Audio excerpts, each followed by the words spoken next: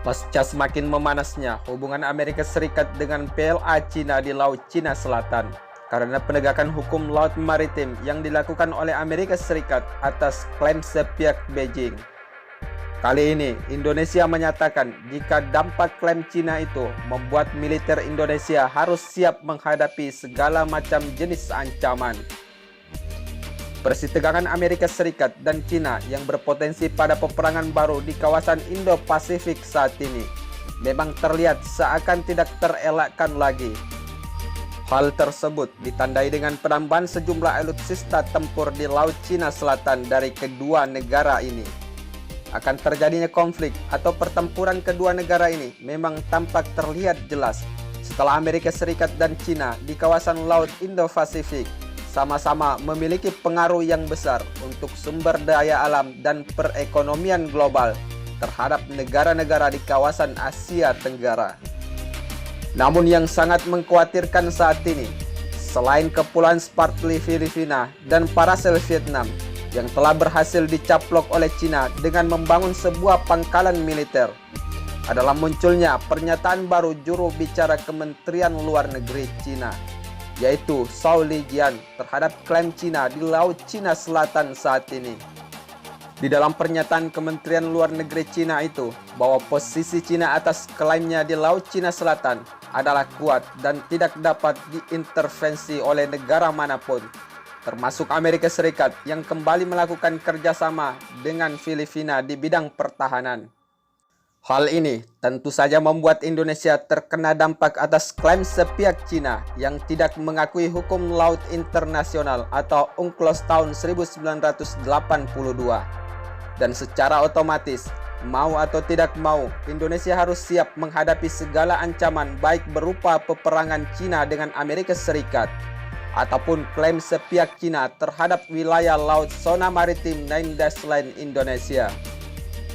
Apalagi pernyataan juru bicara Kementerian Luar Negeri Cina, Zhao Lijian, yang kontroversial dengan menyatakan siap melawan negara manapun atas wilayah persengketaannya di Laut Cina Selatan yang dianggap sebagai wilayah atau kedaulatan Tiongkok. Selain itu, kesiapsiagaan Indonesia atas segala macam jenis ancaman yang datang terhadap wilayah kedaulatan NKRI saat ini telah dikonfirmasi oleh Panglima Komando Operasi Angkatan Udara atau Pankopsau I, yaitu Marsikal Pertama Triwibowo Budi Santoso. Di dalam pernyataannya, beliau mengatakan jika telah terjadi peningkatan eskalasi di Laut Cina Selatan saat ini, yang diakibatkan konflik antara Amerika Serikat dan Cina, sehingga Indonesia harus siap menghadapi berbagai ancaman terhadap keamanan NKRI.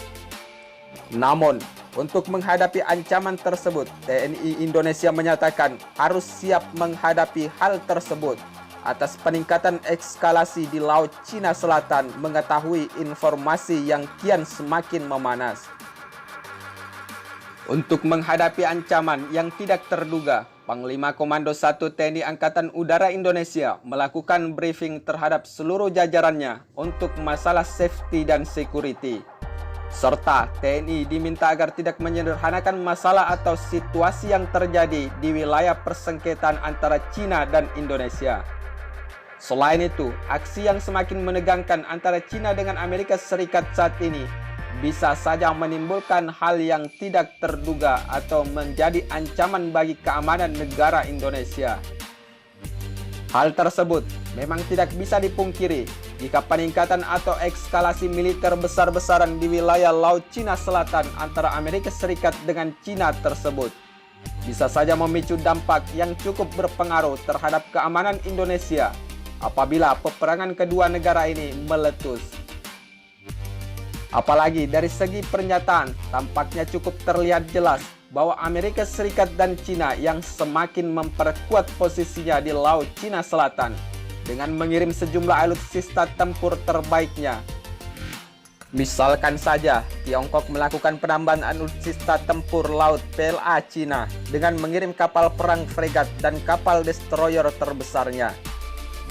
Pengiriman kapal selam yang telah diperkuat oleh rudal balistik dan torpedo dengan hulu ledak nuklir, serta pengiriman pesawat jet tempur dan pesawat pembomnya di wilayah perbatasan Laut Cina Selatan untuk mempertahankan klaim sepihaknya dan menentang Amerika Serikat. Mengutip dari pernyataan Marsma Tribowo pada 10 Juni kemarin, bahwa segala kemungkinan yang akan terjadi antara Amerika Serikat dan Cina saat ini telah menjadi alarm bagi sistem pertahanan Indonesia, dan tentunya kita harus siap jika betul-betul terjadi invasi militer di wilayah sengketa tersebut yang telah dikuasai oleh Cina dengan pembangunan pangkalan militer di Kepulauan Spratly, Filipina.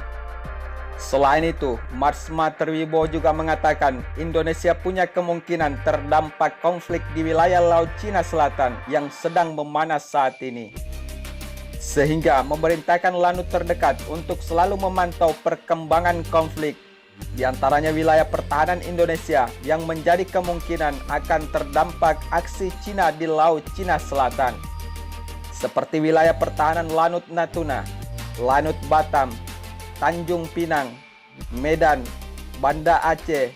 Itu jadi bagian penting termasuk Pontianak saat ini.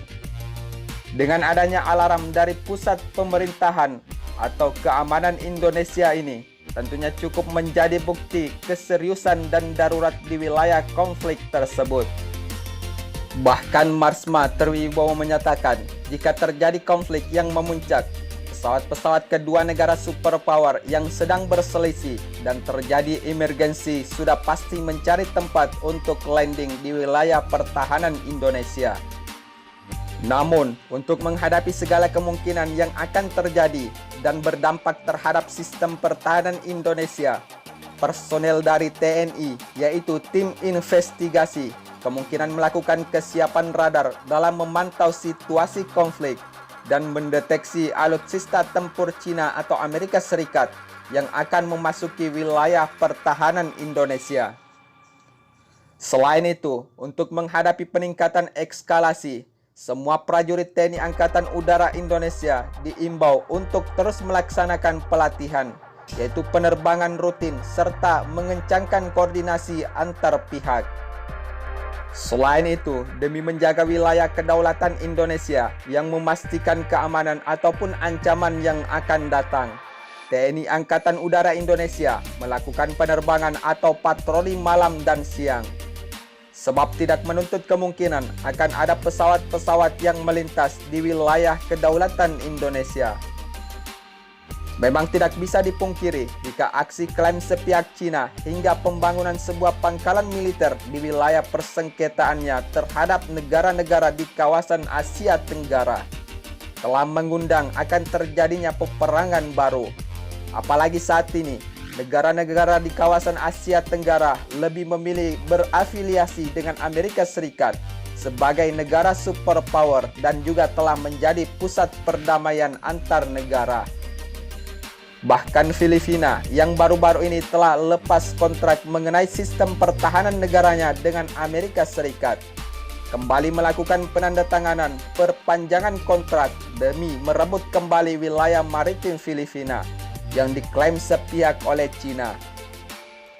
Namun jika kita berbicara klaim sepihak Cina di wilayah laut maritim Indonesia beberapa bulan yang lalu, tentunya tidak bisa dipungkiri jika Indonesia akan terlibat di dalam persengketaan yang semakin memanas di Laut Natuna.